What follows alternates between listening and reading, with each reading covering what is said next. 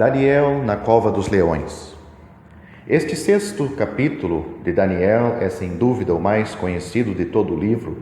Tem sido o encanto dos jovens, a admiração dos adultos e uma maravilha para os mais velhos. Para as crianças, seu encanto está no fato de que um homem, lançado entre os mais ferozes leões numa cova, sobreviveu. A admiração dos adultos está em considerar a fidelidade de um homem que foi sujeitado à severidade de tamanha provação. Para os mais velhos, a maravilha se encontra no menos conhecido fato, a idade de Daniel no tempo em que passou por essa experiência. Daniel não era um mero garoto quando foi lançado na cova, mas já estava perto dos seus 90 anos. Nos dias de juventude poderia enfrentar uma cova de leões, mas é uma maravilha considerar um homem idoso enfrentando um teste desse tipo. Ele se junta à lista de honras na galeria de heróis da fé, como mencionado pelo escritor aos Hebreus, os quais pela fé fecharam as bocas dos leões, Hebreus capítulo 11, versículo 33. Daniel se junta ao grupo dos escolhidos que enfrentaram leões e triunfaram. Sansão, o forte, Juízes capítulo 14, versículos 5 e 6. Davi, o pastor, 1 Samuel capítulo 17, versículos 34 e 35. E Benaia, o poderoso, 1 Crônicas, capítulo 11, versículo 22. É com um desejo especialmente de aumentar o conhecimento dos eventos dispensacionais que alguns pensamentos são aqui apresentados. O capítulo é repleto de graça e de verdade. Tem sido um conforto para os santos em todas as épocas e se tornará extremamente precioso para o fiel remanescente de Israel na grande tribulação. Um estudo sobre a lealdade de Daniel neste capítulo trará uma meditação proveitosa para o coração. O capítulo traz alimento para a alma à medida que cada retrato histórico dos acontecimentos proféticos é contemplado. Finalmente, o capítulo apresenta os caminhos consistentes de Daniel como um excelente exemplo a ser seguido por todos os cristãos. Há pelo menos 5 grandes correntes de verdades proféticas ilustradas pela história registrada neste capítulo profundo e santo. Devemos enfatizar novamente, para facilitar aos ouvintes mais jovens, que as narrativas de Daniel, apesar de serem interessantes, instrutivas e cheias de lições práticas, não são apenas relatos históricos. Os acontecimentos desses primeiros 6 capítulos da profecia são todos retratos de grandes eventos proféticos que ainda estão por acontecer. A seguir está uma lista destes retratos contidos neste capítulo. Primeiro, Dário, um tipo do homem do pecado. Este grande monarca aceitou o lugar de Deus e a glória que só pertence à divindade. Aqui, ele era um exemplo do anticristo que vai exigir honras divinas e vai sentar-se no templo de Deus querendo parecer Deus. Segundo Tessalonicenses, capítulo 2, versículo 4. Segundo, Daniel, um tipo do remanescente fiel dos últimos tempos.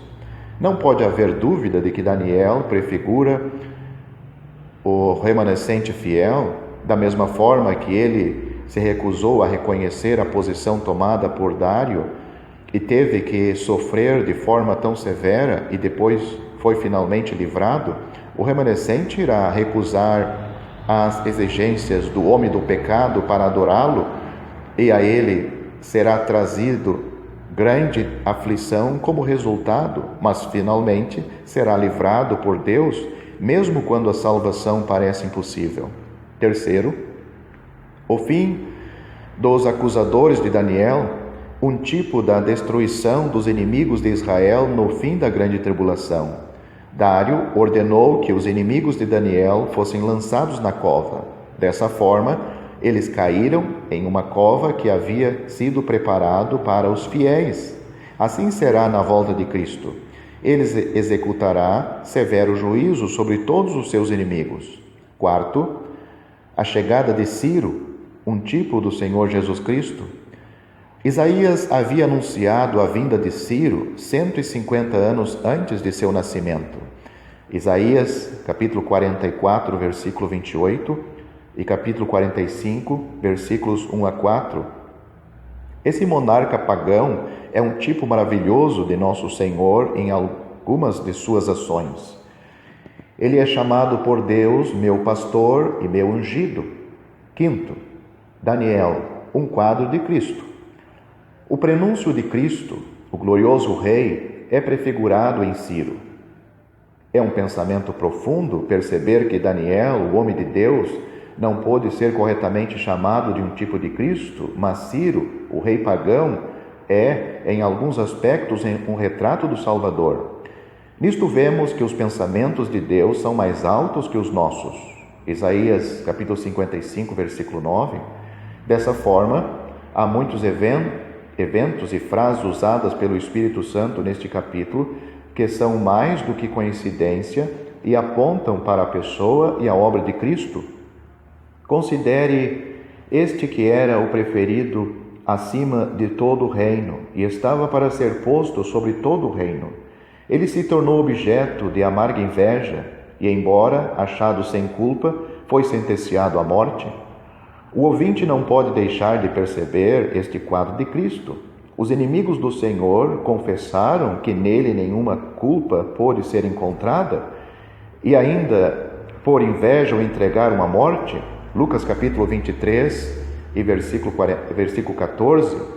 Assim como Daniel se prostrou 3 vezes com o sofrimento terrível da cova diante dele, também o Filho de Deus se ajoelhou e orou no jardim do Getsema 3 vezes, à medida que o Calvário, com seus sofrimentos, enchiam seu coração. Nesta analogia dada por Deus, vemos também a ansiedade de Dário para salvar Daniel da intenção dos homens maus, mas ele não conseguiu encontrar solução para seu dilema. Pilatos procurava meios de livrar a Cristo, mas não obteve sucesso, embora ele estivesse determinado a libertá-lo. A cova dos leões em si é um retrato vívido da cruz, pois a inimizade dos homens cruéis é comparada à boca de leão. Salmo, capítulo 22, versículo 21. Além disso, para afirmar o propósito a respeito de Daniel, uma pedra foi trazida e posta sobre a boca da cova e foi selada com o anel imperial do rei e o selo de seus senhores.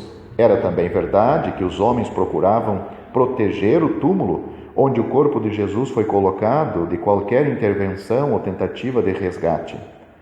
Tendo sido outorgado a ordem de Pilatos, os sumos sacerdotes seguraram o sepulcro com a guarda, selando a pedra.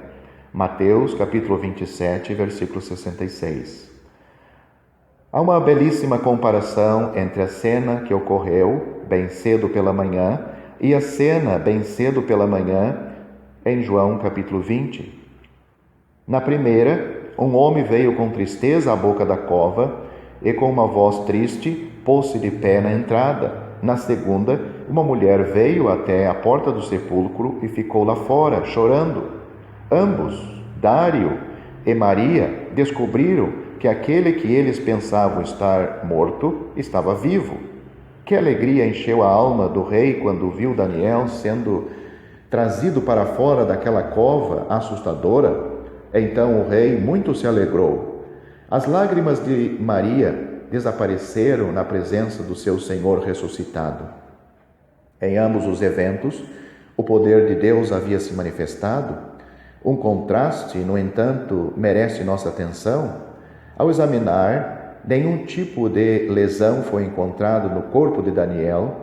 Ele tinha saído ileso da cova. Nosso Senhor, no entanto, na ressurreição, mostrou aos seus discípulos suas mãos e seu lado, carregando as marcas dos pregos e da lança cruel. A lei dos medos e dos persas não poderia pedir mais nada no caso de Daniel. Ele tinha plenamente cumprido todas as demandas do trono. Nisso podemos nos alegrar que o Senhor Jesus também satisfez todas as exigências da justiça divina, ressuscitou e é glorificado, tendo provado a morte por todos os homens.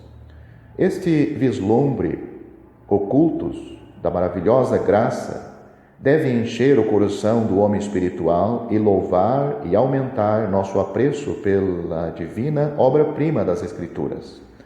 Cada pequeno detalhe profere a sua glória.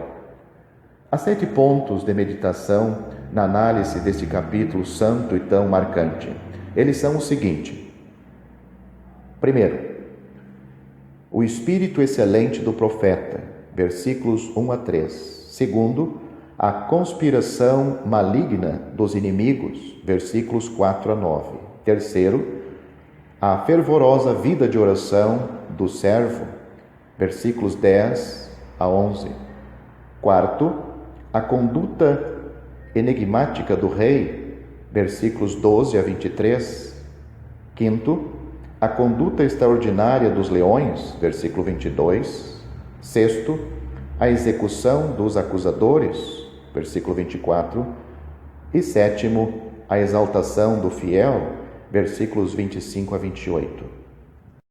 Vamos examinar agora cada um desses pontos. Primeiro, o espírito excelente do profeta. E para seu bem a Dário constituir sobre o reino a 120 presidentes que estivessem sobre todo o reino, e sobre eles 3 príncipes, dos quais Daniel era um, aos quais esses presidentes dessem conta para que o rei não sofresse dano. Então, o mesmo Daniel se distinguiu desses príncipes e presidentes, porque nele havia um espírito excelente, e o rei pensava constituí-lo sobre todo o reino. Daniel capítulo 6, versículos 1 a 3. Este capítulo apresenta o início do segundo grande império medo-persa, representado pelo peito e braço de prata da estátua visionária de Nabucodonosor. Dário assumiu o trono da monarquia no ano 538 a.C. Estes versos de abertura formam a base das ações que levaram Daniel à cova.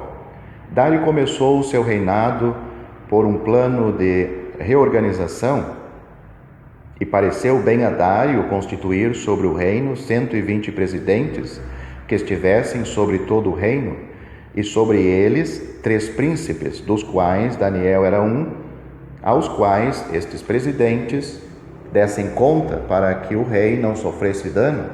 Então o mesmo Daniel se distinguiu desses príncipes e presidentes, porque nele havia um espírito excelente, e o rei pensava constituí-lo sobre todo o reino. Versículos 1 a 3. Daniel ainda estava em vigor e com uma consciência mental afiada, mesmo em sua idade avançada. O rei maligno podia apreciar o excelente espírito de honestidade e de habilidade com que o profeta agia em todos os seus negócios seculares. Homens do mundo podem valorizar o caráter de um homem fiel em seus empregos. O Espírito Santo deu dignidade ao serviço de Daniel. O padrão de sua conduta e os pensamentos de Dário nos fazem lembrar do semelhante testemunho de Faraó em relação a José. Faraó reconheceu-o como um homem em que o Espírito de Deus habitava em plenitude. Daniel não permitiria nenhuma corrupção ou engano para marcar os assuntos dos negócios do rei. Foi essa absoluta integridade no serviço público que fez o rei promovê-lo sobre todo o seu vasto domínio. Aqueles que desejam honra e a verdadeira prosperidade, mesmo nos negócios, devem sublinhar o preceito antigo ilustrado de forma tão clara nesta experiência de Daniel. Aos que me honram, honrarei, porém aos que me desprezam serão envilecidos. 1 Samuel, capítulo 2, versículo 30. Nós admiramos o velho servo de Deus, cuja consistentes caminhos lhes renderam um lugar tão alto na estima de um dos governantes mais influentes do mundo. Nós também admiramos a graça de Deus em manter seu servo como o orvalho da juventude no entardecer da vida. Daniel, que começou tão bem na corrida, mostrou o poder de Deus para continuar e terminar a trajetória em honra. Ele é um brilhante exemplo de fidelidade com suas provações e suas vitórias. As características deste espírito excelente devem ser cobiçadas por todos os santos. Algumas das qualidades desejáveis de Daniel são determinação para andar na separação do mundo. Capítulo 1, versículo 8, cortesia para saber como falar a verdade em amor. Capítulo 4, versículo 19, dependência de Deus para a instrução. Capítulo 2, versículo 18, e oração e ação de graças ao Senhor por sua misericórdia. Capítulo 2, versículo 19 e capítulo 6, versículo 10, que essas coisas possam ser vistas naqueles que servem a Cristo Senhor. Segundo, a conspiração maligna dos inimigos. Então, os príncipes e os presidentes procuravam achar ocasião contra Daniel a respeito do reino, mas não podiam achar ocasião ou culpa alguma, porque ele era fiel e não se achava nele nenhum vício nem culpa. Então estes homens disseram: nunca acharemos ocasião alguma contra este Daniel, senão procurarmos contra ele na lei do seu Deus. Então esses príncipes e presidentes foram juntos ao rei e disseram-lhe assim: ó rei Dário, vive eternamente. Todos os príncipes do reino, os prefeitos e presidentes, capitães e governadores tomaram conselho a fim de estabelecer um edito real e fazerem firme este mandamento, que qualquer que, por espaço de 30 dias, fizer uma petição a qualquer Deus ou a qualquer homem, e não a ti, ó rei, seja lançado na cova dos leões? Agora, pois, ó rei, confirma o edito e assina a escritura, para que não seja mudado, conforme a lei dos medos e dos persas, que se não pode revogar. Por esta causa, o rei Dário assinou esta escritura e edito. Daniel capítulo 6, versículos 4 a 9. O coração humano do homem é o mesmo em todas as épocas. Aqueles que ganham favor em qualquer esfera devem esperar a inveja e o ciúme de seus companheiros. Foi assim com José e Davi e aqui na trajetória de Daniel. O ciúme é tão cruel quanto a sepultura.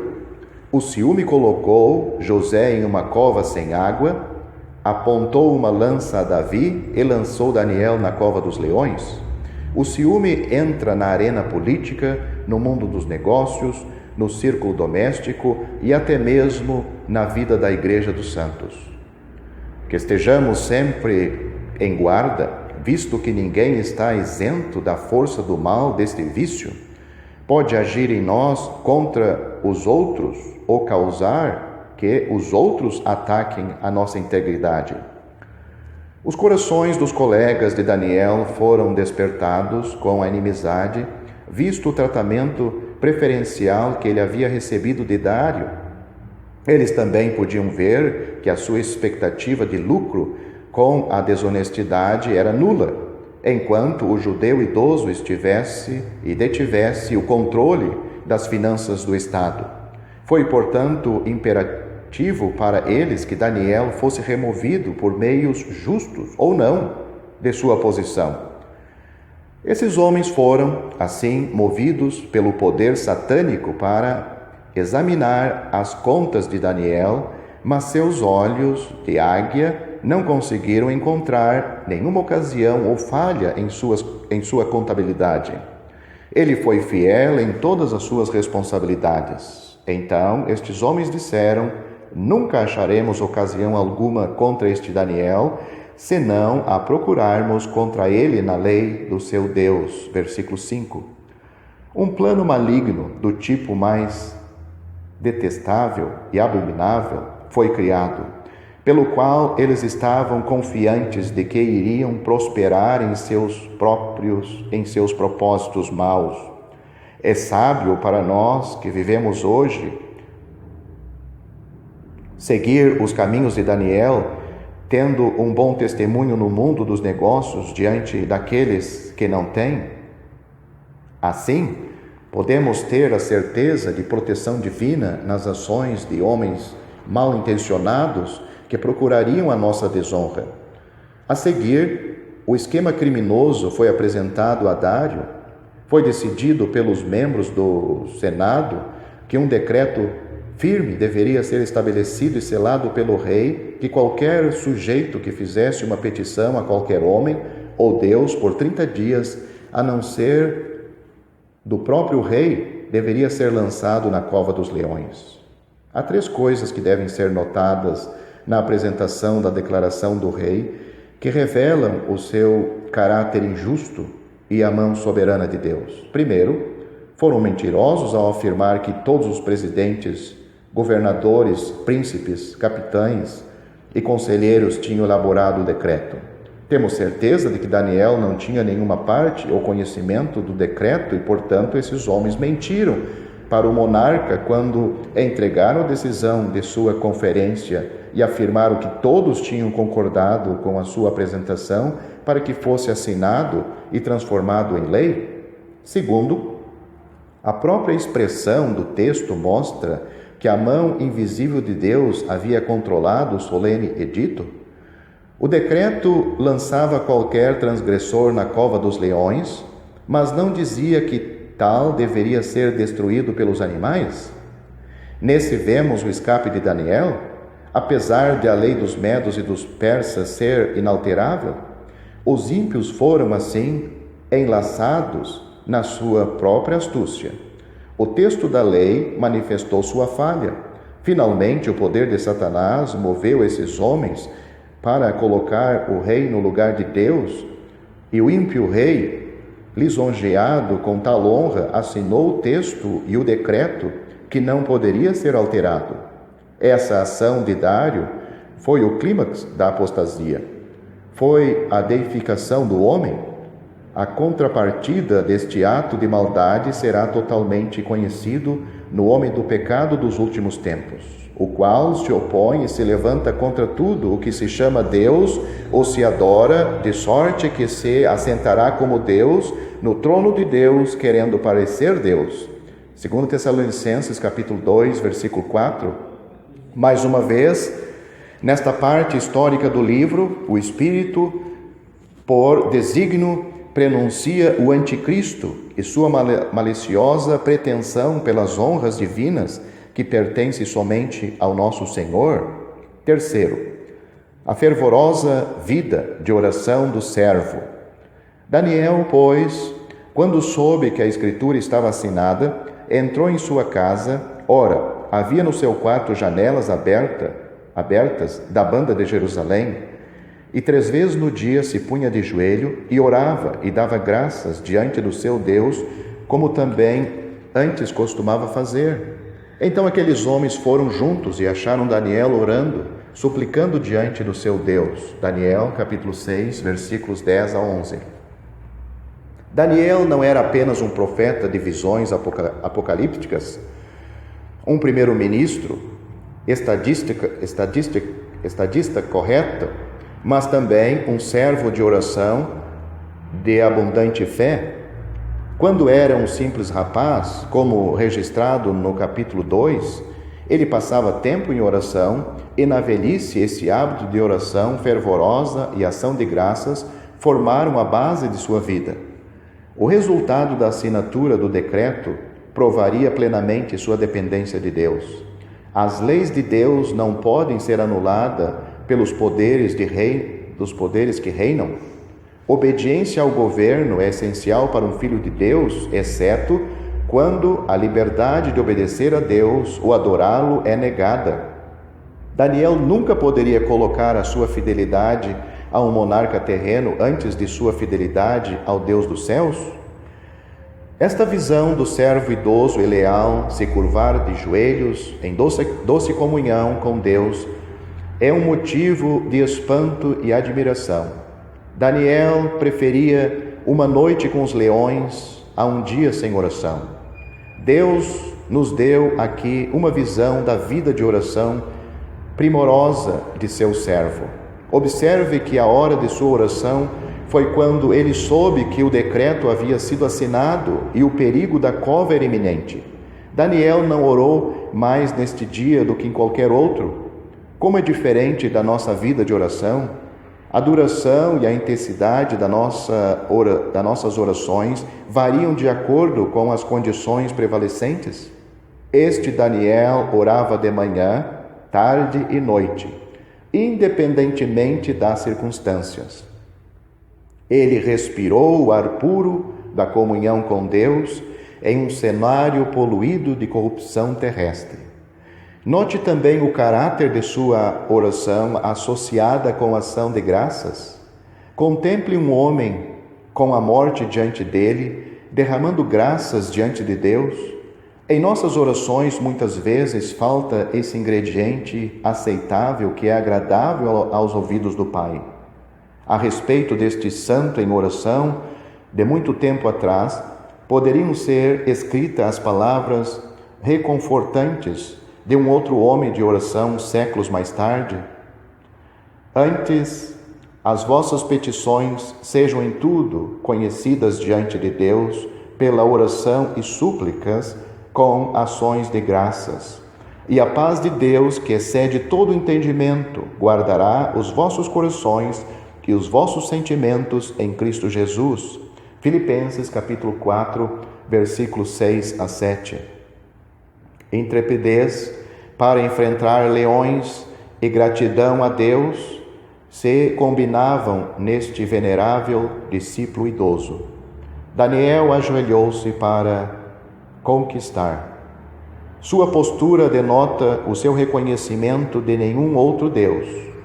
Estevão, o primeiro mártir da igreja cristã, se ajoelhou e orou enquanto as rochas da morte eram lançadas contra ele por homens maus. Nosso bendito Senhor se ajoelhou e orou nas sombras das oliveiras antigas, na noite escura de sua morte prevista. Como são instrutivas as palavras de Paulo: me ponho de joelho perante o Pai de nosso Senhor Jesus Cristo. Efésios capítulo 3, versículo 14.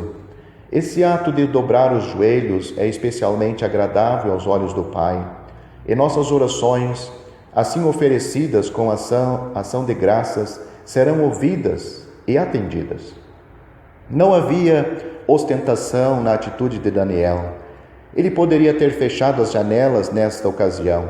Ele sem dúvida sabia que suas devoções seriam observadas por seus inimigos. As janelas do seu quarto sempre estavam abertas em direção a Jerusalém, e assim nenhuma alteração foi feita neste dia memorável. As janelas abertas lembraram-lhe a oração de Salomão no dia da consagração do templo. Com as mãos estendidas para o céu, o grande rei havia suplicado pelo povo de Deus que corria o risco de ser tomado cativo na terra de um inimigo. As palavras daquela oração nunca foram mais esquecidas para Daniel do que neste momento.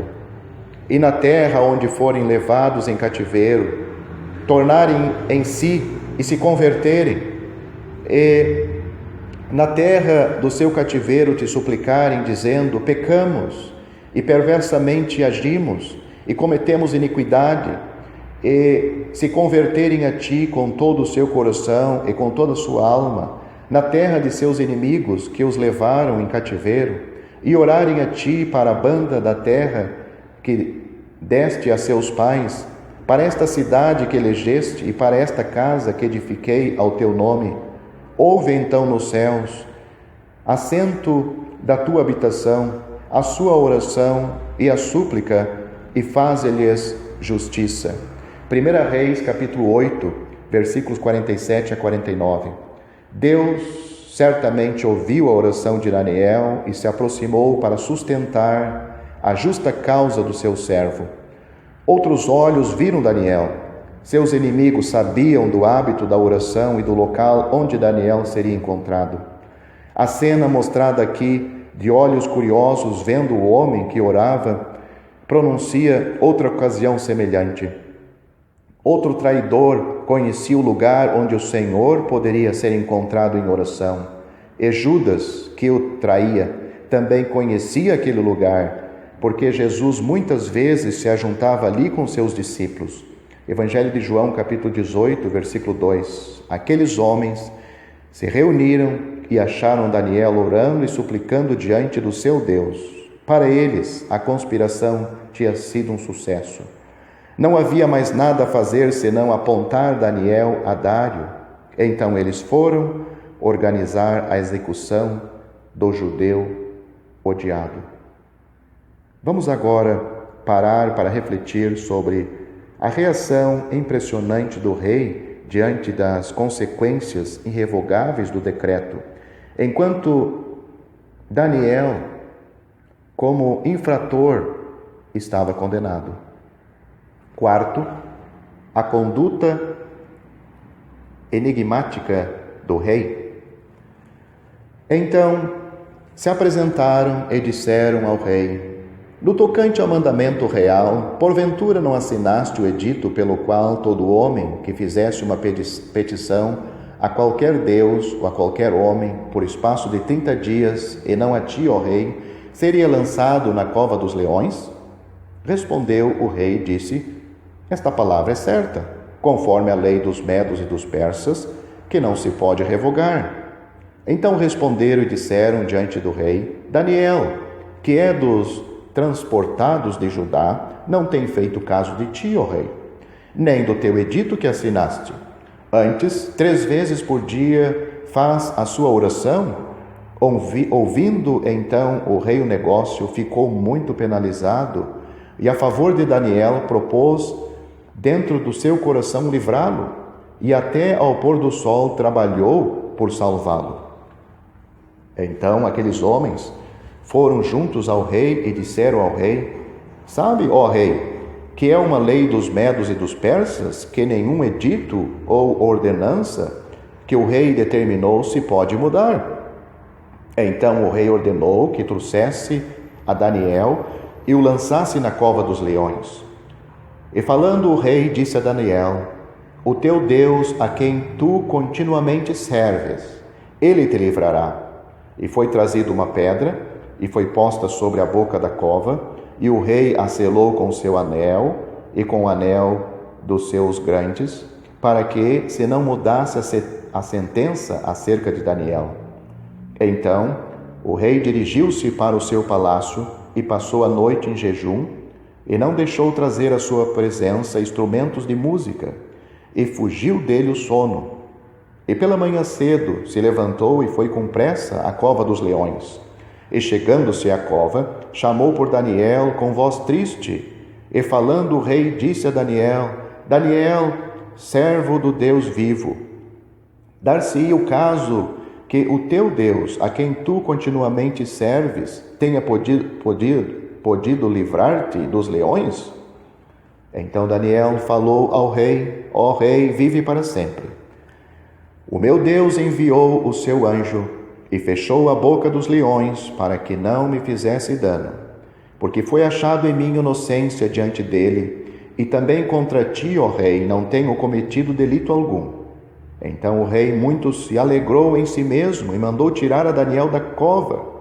Assim foi tirado Daniel da cova, e nenhum dano se achou nele, porque crera no seu Deus. Daniel, capítulo 6, versículos 12 a 23. O estudante cuidadoso não pode deixar de ver que Dario era um homem extremamente perverso. A colocação de Daniel sobre os assuntos de Estado não era, como é muitas vezes sugerido, por causa de sua afeição pelo profeta, mas sim para promover seus próprios interesses egoístas. Ele promoveu Daniel para que ele não sofresse nenhum dano à sua renda. Um homem que assumiria o lugar da divindade e assinaria um decreto para lançar infratores à cova dos leões não era nenhum governante de coração bom. Seu tratamento para com as esposas e crianças pequenas dos acusadores de Daniel evidenciam sua falta de consciência e sua crueldade implacável. Quem senão um monstro lançaria mulheres e crianças em uma jaula de animal ferozes, que quebravam todos os ossos de suas vítimas antes mesmo de chegarem ao fundo da cova? Como então pode a tristeza deste homem acerca da condenação de Daniel ser entendida? Parece incompatível com as suas atitudes habituais o fato de que ele estava muito desconcertante consigo mesmo e se dispôs em seu coração a salvar Daniel, trabalhando até o pôr do sol para livrá-lo. Finalmente, ao pôr do sol, ele permitiu que Daniel fosse lançado na cova. Suas palavras ao profeta eram incomum para um tirano. E falando o rei, disse a Daniel: o teu Deus, a quem tu continuamente serves, ele te livrará. Versículo 16. Durante a noite inteira, no luxo do seu palácio, ele pensava no homem na cova. Nem a música, nem as dançarinas poderiam aliviar sua mente. Seu sono o deixou. De manhã bem cedo ele foi com pressa à cova dos leões e clamou a Daniel com voz triste. Quando a resposta do homem vivo chegou aos seus ouvidos, sua alegria não teve limites, e ele rapidamente tirou Daniel de entre os leões. A teoria aceita, que tem ampla credibilidade, é que Dario tinha afeição real pelo velho judeu. E este o caso. Ao ler novamente a história, não devemos ignorar pequenos detalhes. A extraordinária revelação foi feita mais tarde para Daniel, que traz luz sobre as enigmáticas ações de Dario. Um ser angelical informou-lhe: eu, o anjo, pois, no primeiro ano de Dário, Medo, levantei-me para o animar e fortalecer. Daniel, capítulo 11 e versículo 1. O segredo da conduta do rei em mostrar tal interesse no bem-estar de Daniel e na tentativa de livrá-lo dos propósitos maus de seus ministros foi interferência angelical? Os corações dos mais vis homens estão na mão de Deus, e Ele tem poder para incliná-los em direção contrária à sua natureza. O céu influenciou este homem contra o seu curso normal.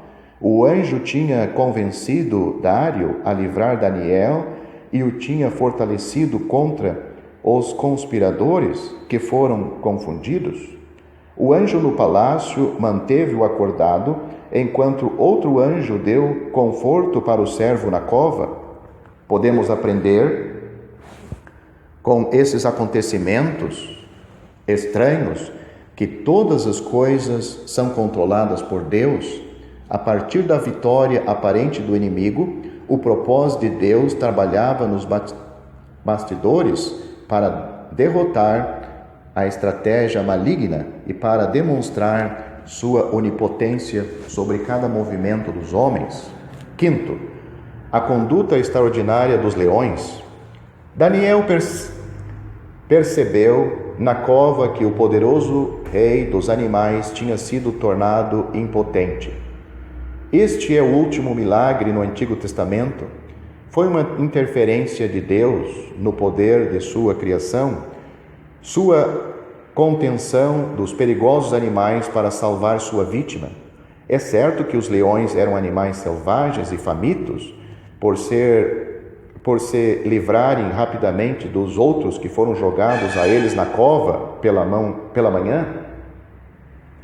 No primeiro milagre, no Novo Testamento, o Senhor Jesus trouxe um bom vinho, visto que a criação rendeu seu crescimento. Ambos os milagres parecem apontar para duas bênçãos das quais gozaremos no reino. Os animais selvagens são domados e o bom vinho do reino fluirá abundantemente para todos os homens. Nessa era, fiéis são libertos do poder do leão, Satanás, por um milagre da graça, e a eles é dado o melhor vinho da salvação para usufruir. Graças a Deus pelo poder que não apenas liberta do cativeiro do pecado, mas também fornece à alma uma eterna fonte de regozijo? Deus enviou o anjo para fechar as bocas dos leões? Daniel passou a noite entre os inofensivos animais com mais descanso do que o monarca em seu palácio sem Deus? Sem dúvida, ele desfrutou de uma maneira nova a verdade falada por Davi tanto tempo antes: o anjo do Senhor acampa-se ao redor dos que o temem e os livra. Salmo 34, versículo 7.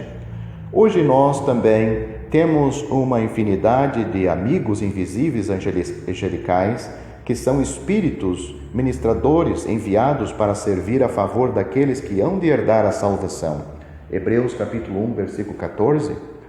Nós nunca saberemos completamente que divinas intervenções por intermédio de anjos têm sido feitas em nossas histórias. Sexto, a execução dos acusadores. E ordenou o rei, e foram trazidos aqueles homens que tinham acusado Daniel, e foram lançados na cova dos leões, eles e seus filhos e suas mulheres. E ainda não tinham chegado ao fundo da cova, quando os leões se apoderaram deles, e lhes esmigalharam todos os ossos. Daniel capítulo 6, versículo 24. Em tudo isso, Daniel prefigura o remanescente fiel de Israel, que será trazido no tempo da grande tribulação e que Deus vai livrar dos dois homens apresentados como bestas dos últimos dias, Apocalipse capítulo 13. Tendo libertado Daniel, o rei, em grande ira, executou a mais severa pena sobre os presidentes e sobre os príncipes.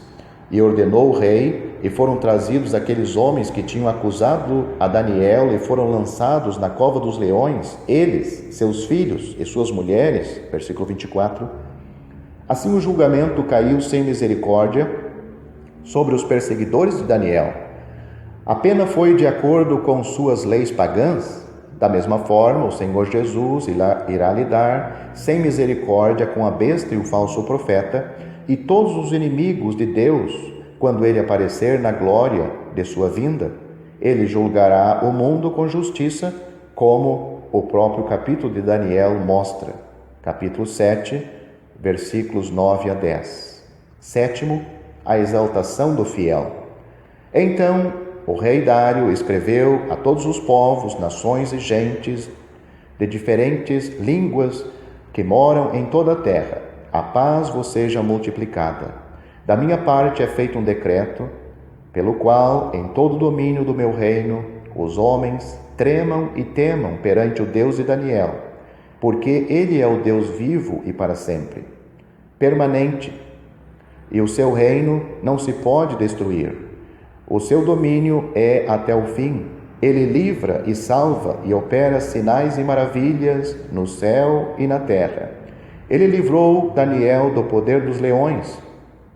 Este Daniel, pois, prosperou no reinado de Dário e no reinado de Ciro, o persa. Daniel, capítulo 6, versículos 25 a 28. Dário foi profundamente afetado pelo milagre que tinha presenciado e ele enviou uma proclamação em todo o mundo para todos os seus súditos: a paz vos seja multiplicado. Da minha parte é feito um decreto pelo qual, em todo o domínio do meu reino, os homens tremam e temam perante o Deus de Daniel, porque ele é o Deus vivo e para sempre permanente, e o seu reino não se pode destruir. O seu domínio é até o fim. Ele livra e salva e opera sinais e maravilhas no céu e na terra. Ele livrou Daniel do poder dos leões. Versículos 25 a 27. Neste testemunho maravilhoso do poder absoluto e soberania de Deus, o rei é um modelo profético dos gentios no futuro que irão reconhecer o Senhor Jesus Cristo como o soberano universal. O último verso deste capítulo é de grande interesse por duas boas razões. Fala da exaltação de Daniel e sua prosperidade e anuncia o advento de Ciro, o persa. Este Daniel pois prosperou no reinado de Dário e no reinado de Ciro, o persa, versículo 28. O remanescente liberto dos dias futuros será exaltado à posição de grande honra e prosperará no reinado de Cristo, assim como Daniel prosperou. Mas em Ciro há outro tipo profético. Ele é o quarto monarca no livro e todos são homens típicos. Nabucodonosor é um modelo do último grande imperador romano, a primeira besta do Apocalipse, capítulo 13. Belsazar, o grande cabeça da Babilônia, é um modelo da cristandade apóstata após a verdadeira igreja ter sido arrebatada. Dário, na sua aceitação de adoração divina, é um modelo do falso profeta, a besta, parecido com um cordeiro no final do Apocalipse, capítulo 13. Ciro, no entanto, é um belo tipo do Senhor Jesus Cristo, que aparecerá na terra após os reinos dos últimos governantes terem sido consumados em juízo, e trará para Israel dias de céu sobre a terra. O profeta Isaías tinha anunciado o nascimento, o nome, o caráter e o trabalho de Ciro, mais de 170 anos antes de seu reinado. Leia a linguagem majestosa desta profecia de Isaías 44, versículo 28 a 45, versículo 4. Quem diz de Ciro: é meu pastor e cumprirá tudo o que me apraz, dizendo também a Jerusalém: sê edificada, e ao templo: funda-te. Assim diz o Senhor ao seu ungido, a Ciro, a quem tomo pela mão direita: eu a ti te chamei pelo teu nome, pus-te o teu sobrenome, ainda que não me conhecesses. Esta parte é uma das provas incontestáveis da inspiração divina. O que Deus declarou a respeito deste homem, que ainda não havia nascido, aconteceu precisamente. Sob a direção e sob o favor deste rei, o remanescente retornou à cidade de Jerusalém, foi construída e a fundação do templo edificada. O monarca pagão é designado por Deus como meu pastor e meu ungido. Como são maravilhosas as maneiras de Deus ao usar um homem que nem conhecia Deus para tipificar, em algumas de suas ações, a pessoa gloriosa de nosso Senhor Jesus Cristo.